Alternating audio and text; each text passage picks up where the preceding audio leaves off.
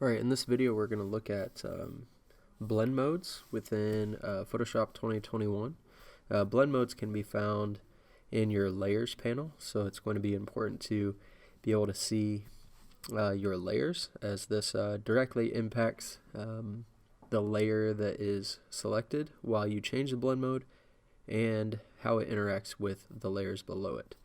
So what you're going to see here is we have this main article duplicated a few times in different colors, and then I also have just a standard basic image of a logo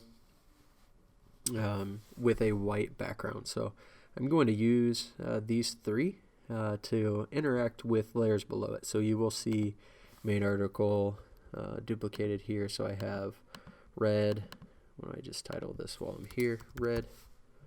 And then I believe this is the black one. Yep. Black.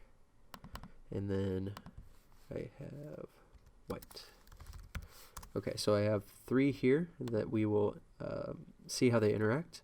And then again, your basic logo, and then the layers below that. So this doesn't have to be directly just for a hybrid project. This is just a way to add different effects based on what layers you have and what colors they are. So not only does the placement of the logo or the layer impact how blend modes work, but the color and texture also will impact how blend modes work. So again, this will work if you have multiple layers. Okay, so it will not have effect if you just have one layer that you're trying to impact, as it has to have other layers in order to interact. So or blend in the name. So your blend modes again can be found right here. Right now it just says normal. That is considered a blend mode. So it has a normal interaction. It's not going to be any different than just a standard image, right, or a standard layer. So normal is what you see as soon as you pull in an image or create content. You will see the normal view. I will just zoom in. Why don't we go into this red one here, since it's the first one, and we will change and just kind of toggle here.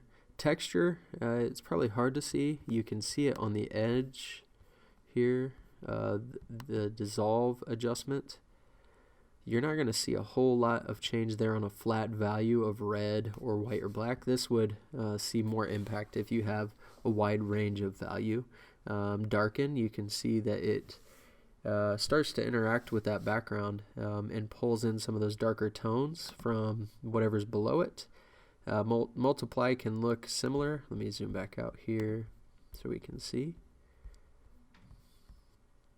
And again, it will impact, it will have a different impact based on what is below.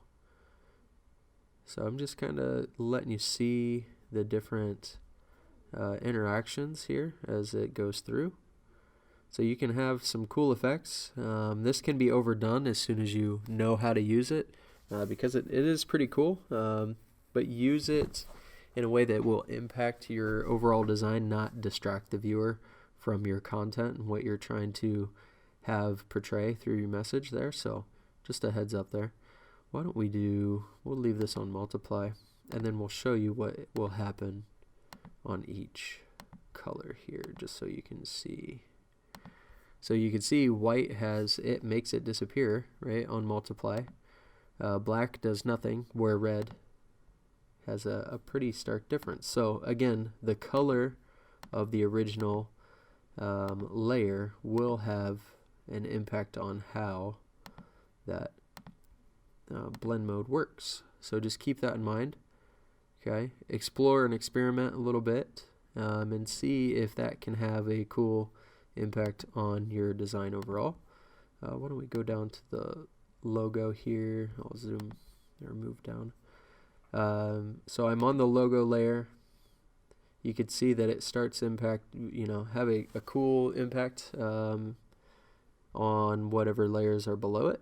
In this case, the bird that I have behind or below this layer. So this is a quick way to have either a subtle effect or a stark effect on your design. And it may have a positive effect. It may have a startling effect that may hinder the overall aesthetic of your design. But it's a cool, quick adjustment that you can try to have more of an impact on your design. So again, this will only work if you have multiple layers, and it will work based on color and value and texture, based on again the color and value and texture of the layer that you have selected, and the color and value and texture of the layers that are below whatever layer that you've tried to make that impact on. So it's a fairly complex feature and function, but it works fairly quick and it can be effective. So use it sparingly. Don't go overboard. The idea is to make these changes to have a positive impact on the overall aesthetic and design, and not to be a distraction. So if it looks cool but it doesn't really